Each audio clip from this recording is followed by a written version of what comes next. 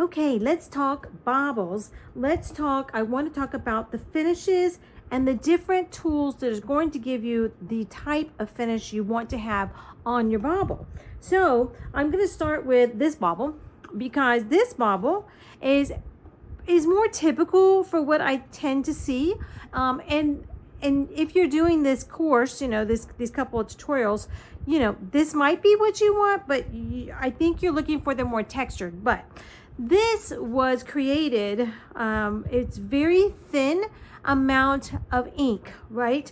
The ink is really just moving over the bauble very lightly, no layers, really no layers in this. If you really look, you can tell that there's no type of texture. It's very clean, right? The other thing about this is that inside, when it was all finished, I just did this as as an example, but on the inside, you see this ivory color. That's because I mixed some Titan Buff with some matte medium, right? And so that it flows really well, because you don't want it to be too thick, because it won't move around. I put it on the inside of the ball, just the cream, right? I wanted to see if I'd like it with the type of balls that I create. For me, I do not. I don't want any paint inside the ball. And I really don't, poor little ball, I don't really like this ball very much because I did that. It gives it a whole different feel to me. It's a beautiful ball, but for me, I don't prefer it, but you might. So I wanted to show you, because we all have preferences, right? Thank God. We all have things that we like and dislike, so that's okay. So I wanted to show you this one in case you like that. Just know all of my other inks are on the outside and on the inside.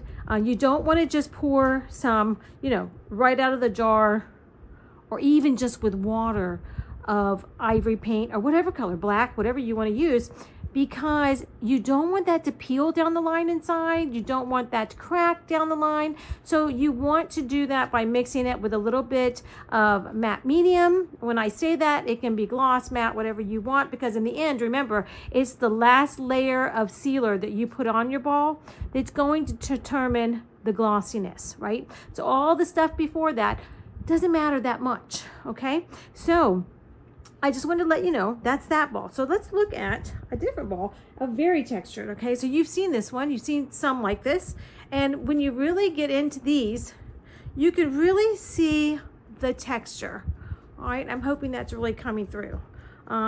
This is because of layers. Let me show you some more. This one's got, let's see, we got some layers in there. You can see the bumpiness on it. I'm hoping that you can see that. Let me see a different one. This one in a different color. This one is not as shiny. You can see that. Okay, so I think you can really see the bumpiness, right? That texture is coming. It's not going to come from just alcohol ink. You're not going to get that.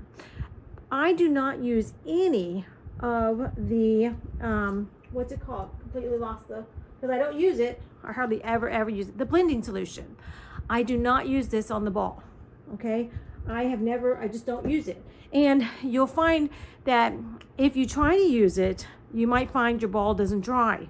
Okay, so you want to be very sparingly with the additives you do. Even the Floetrol that I've told you to get and that I use, and I'm going to show you what I do with it, that still is not, not a high amount, right? But Floetrol reacts differently. It's not so gooey and all like the fixative. It does dry mixed in with the acrylic paint, okay? So let me show you. And then this one, this ball's got a little tiny bit of texture, but it's not as much. And you can tell the paint is very thin on this. It's just got sections that have the texture. Let me tell you really, let's just talk about a couple of things. Your alloy is going to bring you, obviously, the metallics. All right, you got all your different types of alloys, your gilded, your sterling, statue. There's several. There's like 5 of them, maybe 6. So these are great for texture, but they're not going to give you all the texture like that I have in my balls. Okay, so let's look at the other mixatives. Is another, it's different than alloys, but mixatives will help you get texture. All right, so any of the mixatives that you like and the different colors, they will help. And then the other one, which I never use because I don't use white, but now in my course that I've done before and stuff like that, I typically will take this though, and when I'm mixing my custom colors that I like to do, I will use it inside of my custom color. And that will turn that alcohol ink into having some of this in it. Therefore, it won't be white anymore, which I never use. I just don't have any white. I don't use white, but I can make another color with it, right? And turn it into whatever I want. And then I can get some of the benefits from the snow cap. All right. And then what really brings the, I'm so sorry, I'm going to edit that out. What really brings the texture is mixing in the acrylic ink. All right. So acrylic ink, when you're working with the acrylic ink, you need to put it in another bottle that makes it easy to get out. The whole process of the way I create the balls happens very fast, each ball. You're moving very quickly, because you're not wanting things to dry until you want it to dry, and so you're moving very, very quickly. So to be ready for what you're going to do, right, you need to be prepared. So you have to have a bottle that you can squirt out of easily. So in this bottle, I use unbleached titanium acrylic paint. I squeeze it. I have it in another bottle, and I'll squeeze it into this bottle, and I'll fill it about, a third maybe of the bottle. And then I will take my Floetrol, which again is in a bottle with a squirt on top. You can see it separated. So I would shake it, and I would pour it in to make the second third, and the last third, I'm putting water. Okay, so, and then you shake, you'll be shaking this up. That's what this is right here. So a third of paint, a third of Floetrol, and a third of water. Why? Well, you want it to move. You don't want, especially if you're not using an airbrush and you're trying to use some kind of synthetic air, some other kind of air, it's not going to move, okay? Now, could you use fluid? Of course, you could use fluid. Let me show you. You could use some like golden fluid, right? This is gonna move beautifully, really pretty, and it's gonna move quickly because it's very, very thin. And I do have that in titanium white, and I definitely could do that. That's a more expensive way to go to use that, but you can, if these are balls you're doing like 2 sets and you just want to be amazing and you want to have, the best setup possible to get it done, use fluid acrylic.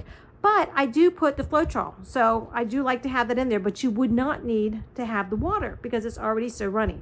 So this is the hack for if you just got an old thing of a color, then you just mix it up. Now, also, yes, mine is unbleached titanium because I like the look of that, but I also have it in black, and I have it in a beautiful color that I have in my home. It's called Moroccan henna, and it's all mixed up because I love that. And I have some slate that I've made. I call it slate, but it's really like a Payne's gray. I've got several colors. Let me see. Several things mixed up over here. I've showed you that before.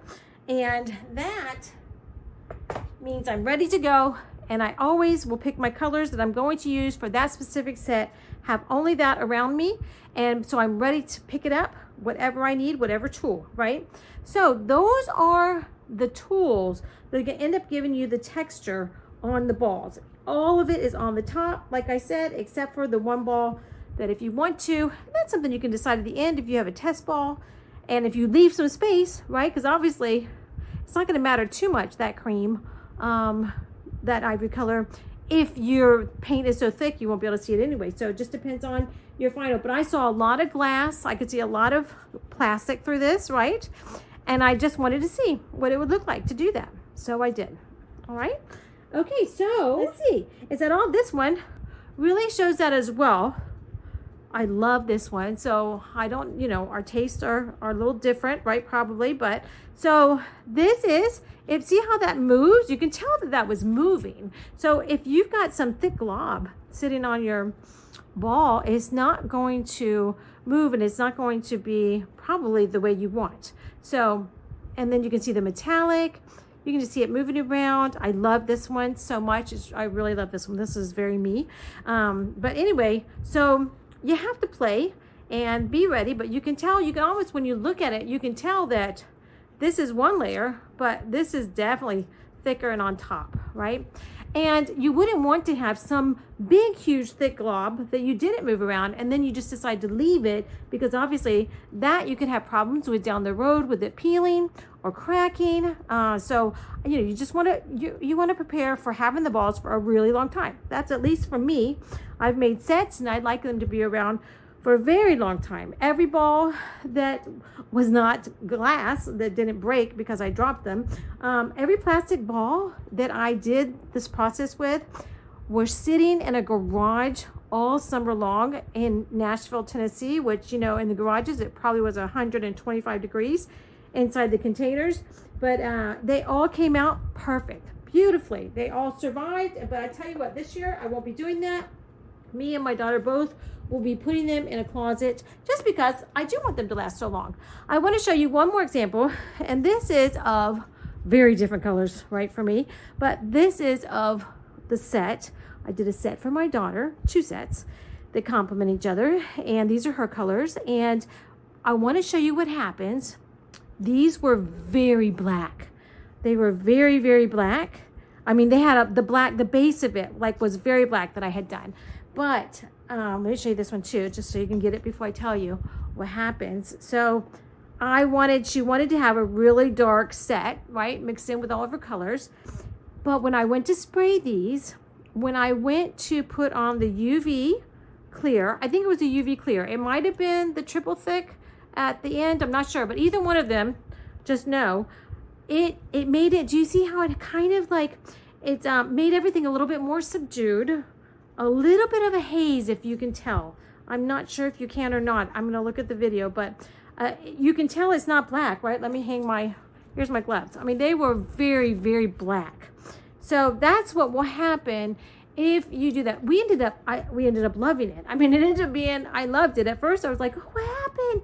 But then I just fell in love with them. I love them. It kind of gives them a little bit of a vintagey, I don't know. I like it a lot. But just so you know, if you do it outside when it's too cold, which I have to say that night, I bet it got into, it was at least the 50s, if not dipping down lower. So just know that you want to spray them during the day and you know, try to get it. I know it's almost winter because it's taken me so long.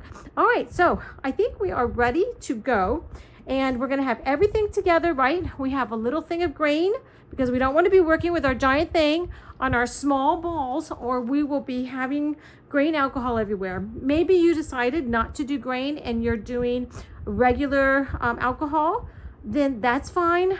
You know, use your ventilation, do what you've got to do.